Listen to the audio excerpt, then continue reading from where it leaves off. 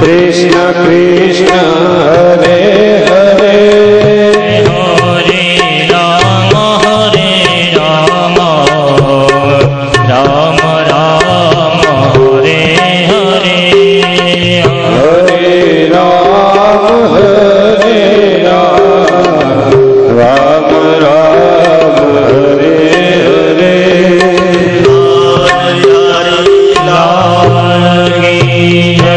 वक्रतुण्ड महाकाय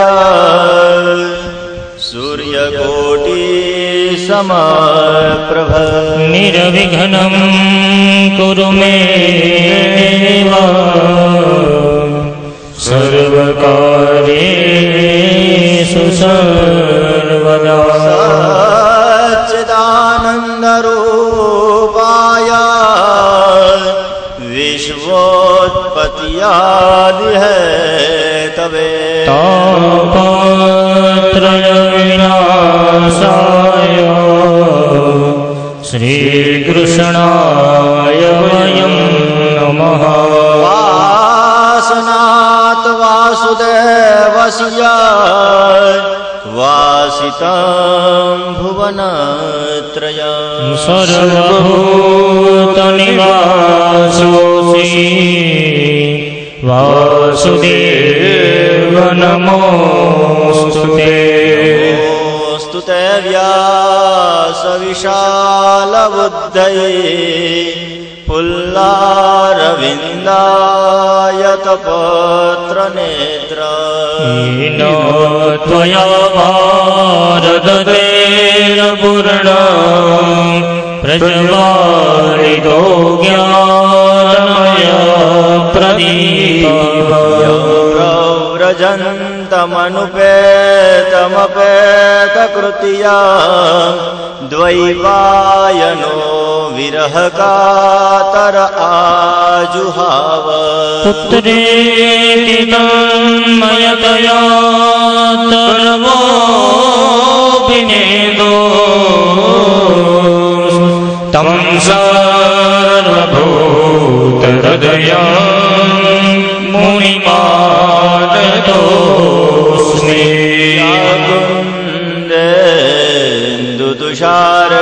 तुषारहारधवला या शुभ्रवस्त्रामृता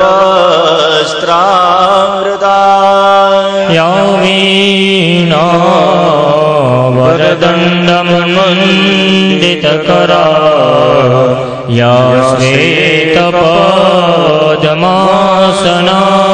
या ब्रह्माच्युतशङ्कर प्रभृतिभिर्देवैः सदा वन्दिता मां पातु सरस्वतीं भगवते विशेषजाड्यापा गुरुर्ब्रह्मा गुरुर्विष्णु गुरुर्देवो महेश्वरः गुरुर्साक्षात् परब्रह्म तस्मै श्री गुरवे नमः रविन्देन पदारविन्द मुखारविन्दे विनिवेशयन्त वटस्य पत्रस्य पुटे शयानं बालं मुकुन्दं मनसा स्मरामि श्रीकृष्ण गोविन्द हरे मुरारे हे नाथ नारायण वासुदेव जिह्वे पिबस्वामृतमेतदेव गोविन्द दामोदर माधवेति विग्रे तु कामा किल गोपकन्या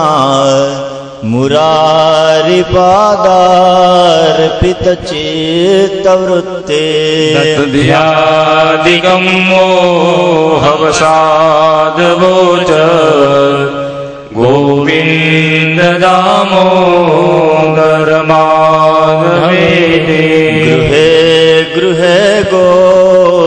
वधू कदम्बा सर्वे मिलित्वा समवाप्य योगः पुण्यानि नामानि पठन्ति नित्यम् गोविन्द दामोदर माधवेति सुखं शयानं निलये निजेऽपि नामानि विष्णोः प्रवदन्ति मर्त्या तेने स्थितं तन्मयतामृजन्ते गोविन्द दामोदर माधवेति जिह्वे सदैव भज सुन्दराणि नामानि कृष्णस्य मनोहराणि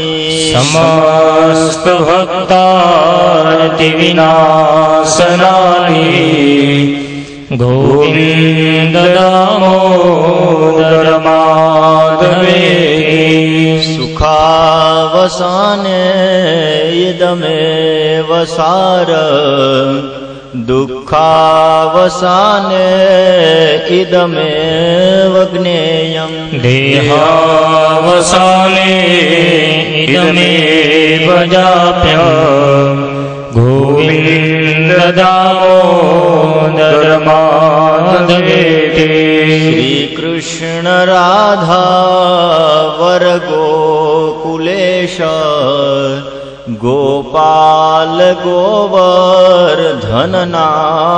विष्णु जिह्वे पिबस्वामृतमेतदेव गोविन्द दामोदर माधवेति जिह्वे रसज्ञै मधुर प्रियास्त्वां सत्यं हितं त्वां परमं वदामि अवर्णयेदा मधुराक्षराणि गोविन्द दामोदर माधवेति त्वमेव याचे मम देवि जिह्वे समागते दण्डधरे कृतन्ते वक्तव्यमेव मधुरं सुभक्त्या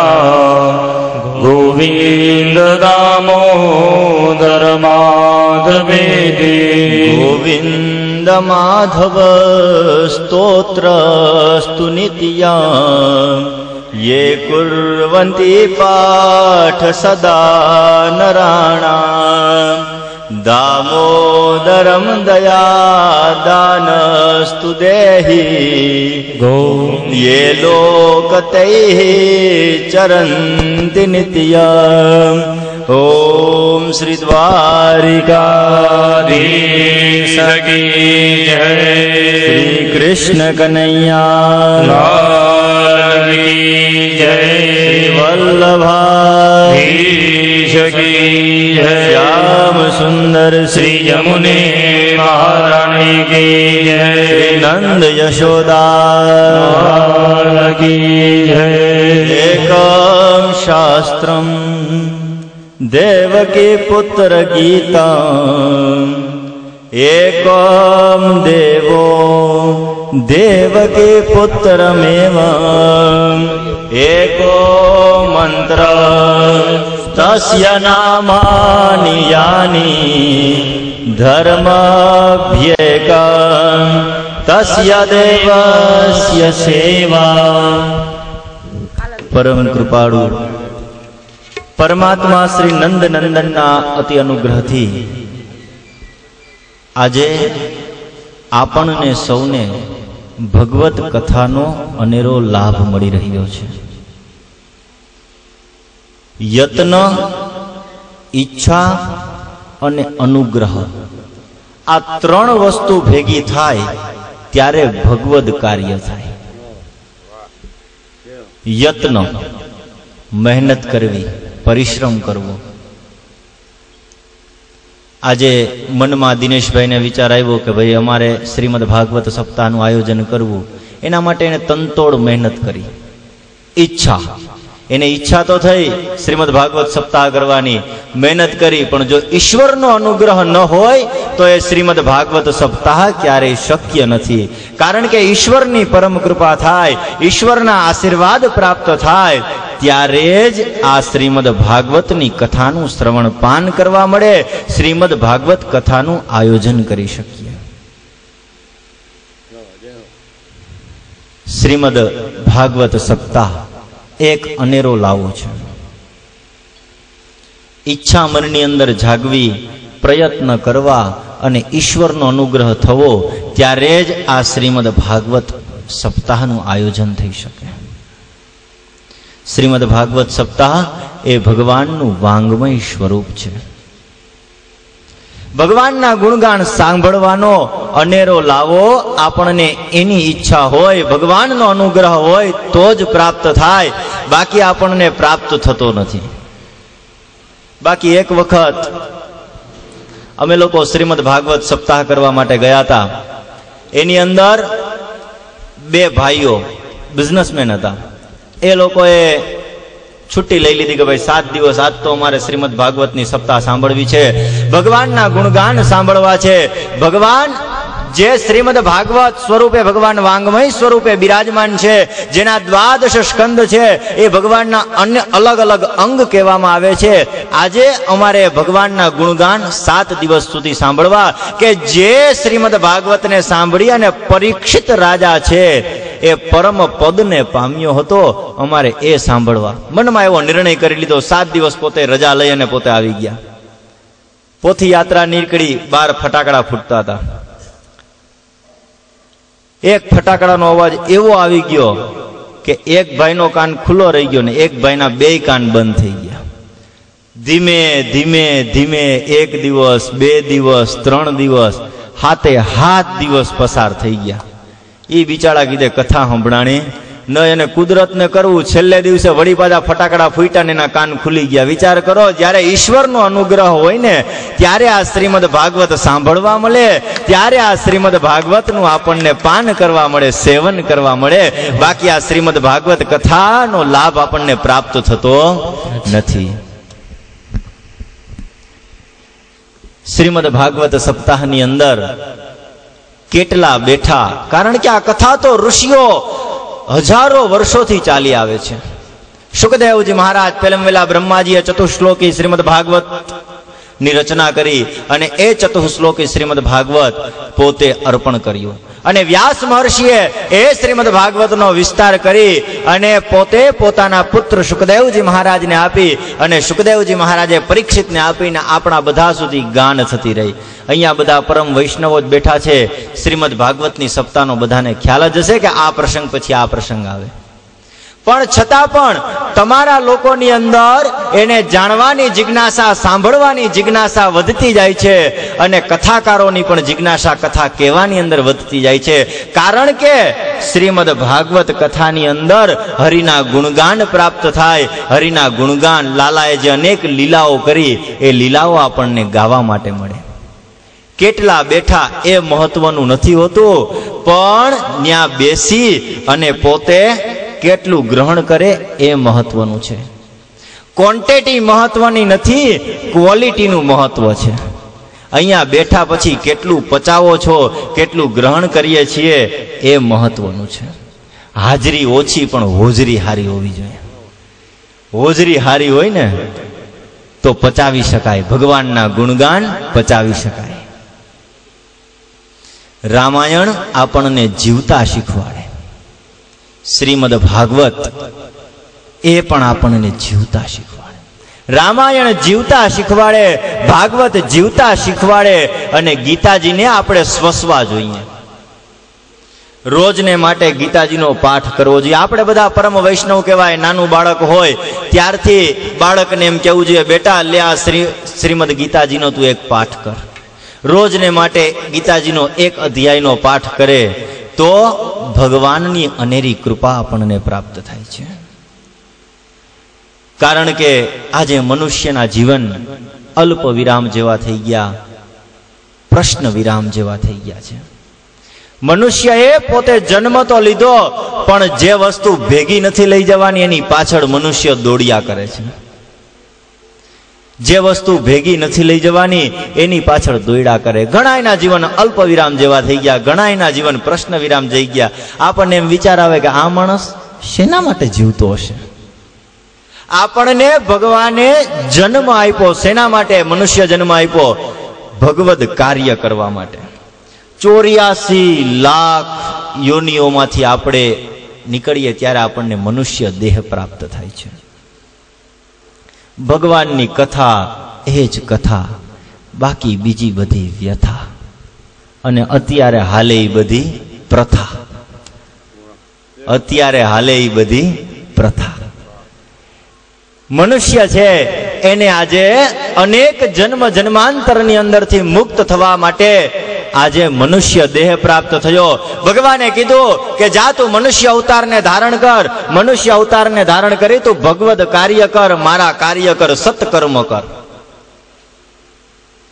ઘી વગરનું ભોજન આપણા વડીલો એમ કે વાંજ્યું કહેવાય, પણ સંત મહાત્માઓ એમ કે જો એક દિવસ પણ આપણો ભગવદ કથા વગરનો ગયો, ભગવદ કાર્ય વગરનો ગયો, ભગવદ સેવા વગરનો ગયો ને તો એ આપણો દિવસ વાંજ્યો કહેવાય, આપણું જીવન વાંજ્યું કહેવાય. જો આપણે ભગવદ કાર્ય નથી કર્યું તો એ આપણું જીવન વાંજ્યું ગણાય. આજે ભગવાને ગ્રહસ્થીને ત્યાં જન્મ લીધો. તમે કોઈ દી સાંભળ્યું કે ક્યાંય સંન્યાસીને ત્યાં જન્મ લીધો? નહીં. ભગવાન શ્રી રામચંદ્ર ભગવાન થઈ ગયા, દશરથ રાજાને ત્યાં એને જન્મ લીધો. કૃષ્ણ ભગવાન થઈ ગયા, નંદ બાવાને ત્યાં જન્મ લીધો. કારણ કે શ્રેષ્ઠમાં શ્રેષ્ઠ જો કોઈ આશ્રમ કહેવામાં આવ્યું હોય તો એ છે ગ્રહસ્થાશ્રમ, એ છે ગ્રહસ્થાશ્રમ. સંન્યાસ આશ્રમની અંદર રહી અને સંન્યાસીઓ પોતે પોતાના ધર્મ નિયમ તપને ન ભોગવી શકે, ન જાણી શકે, ન સેવી શકે તો એ સંન્યાસ આશ્રમ નિરર્થક છે. પણ ગ્રહસ્થાશ્રમની અંદર રહી ભગવાનનું ખાલી ભજન કરવાથી પણ ભગવાનની પ્રાપ્તિ આપણને થાય છે. આજે અહીંયા આપણને અનેરો લાભો પ્રાપ્ત થયો શ્રીમદ ભાગવત સપ્તાહ જ્ઞાન યજ્ઞનો. કથા શા માટે? કથા લોકોના જીવનની અંદર ભગવાનના ગુણગાન ગાવા માટે. તમે રોજને માટે એક શ્રી કૃષ્ણ શરણમ મમની માળા કરતા હોય, ઓમ નમો ભગવતે વાસુદેવાયની માળા કરતા હોય, કારણ કે ભગવાન પોતે એમ કહે છે કે વધારે નહીં, એક ઘડી તું મને ખાલી એક પલ આપ, એક પલ જો તું મારા માટે સાચા મનથી તું મારું ભજન કરીશ, મારું સેવન કરીશ ને તો હું અવશ્ય કલિકાલની અંદર તારા ઉપર તૃપ્ત થઈશ, હું તારા ઉપર પ્રસન્ન થઈશ. આપણે ઘરે બેઠા હોઈએ એમ કીધું હોય શ્રીજી બાવા, એના કુળના વંશજ બાવાશ્રીઓએ પોતે એવી એમ આપણને આજ્ઞા કરી હોય વલ્લભાધીશના કુલાચાર્ય બાવાશ્રીઓએ કે ભાઈ તમારે રોજ 5 માળા ઓમ નમો ભગવતે વાસુદેવાયની કરવાની. આપણે રોજ ઓમ નમો ભગવતે વાસુદેવાયની 5 માળા કરીએ, પણ એમાં મન ક્યાંય ભટકતું હોય, કારણ કે મન ચંગા હે. અહીંયા બેઠા બેઠા મન છે એ અમેરિકા વયું જાય, એને નથી પાસપોર્ટની જરૂર, નથી વિઝાની જરૂર, નથી ટિકિટની જરૂર, કાંઈ જરૂર નથી. અહીંયા બેઠા બેઠા પણ આ શ્રીમદ ભાગવતની કથા સાંભળવા માટે બેઠા હોઈએ અને એ કથાની અંદર પલોઠી વાળીને 3 કલાક કેમ નીકળી જાય તોય ખબર પડે નહીં, કારણ કે કથાની અંદર મન પરોવાઈ જાય છે. જ્યારે રામાયણ વચમાં તમને ખ્યાલ હોય તો ટીવીની અંદર આવતી હતી, ત્યારે અમે એક વખત કથા કરવા માટે ગયા તો અમારા શાસ્ત્રીજીએ કીધું કે મુકુંદભાઈ હવે આપણે કથાનો ટાઈમ ફેરવવો જોઈએ. મેં કીધું કેમ? તો કે રામાયણ આવે છે ને એટલા માટે. એટલે મેં કીધું રામાયણ આવે છે વાત સાચી, આપણે તો કથાનો ટાઈમ આ જ રાખવો છે. અહીંયા બેઠા બેઠા હરિના ગુણગાન ગવાય છે અને ન્યા બેઠા બેઠા રામાયણના પોતે દર્શન કરી શકે, પાન કરી શકે, ન્યાય બેઠા બેઠા ભગવાનના ગુણગાન જ ગવાય છે ને. એમ કથા છે એ ભગવાનને પામવાનું શ્રેષ્ઠમાં શ્રેષ્ઠ સાધન છે. રામાયણ આપણને જીવતા શીખવાડે અને ભાગવતજી મરતા શીખવાડે. છોકરો નાનો હોય ને તો એને આપણે ટ્યુશન ક્લાસીસમાં મોકલીએ, इंग्लिशના ट्यूशन लेवा, कंप्यूटरना क्लास लेवा, लेकिन हम तो आप लोगों से कहते हैं कि हम यहाँ पर आपको मरने की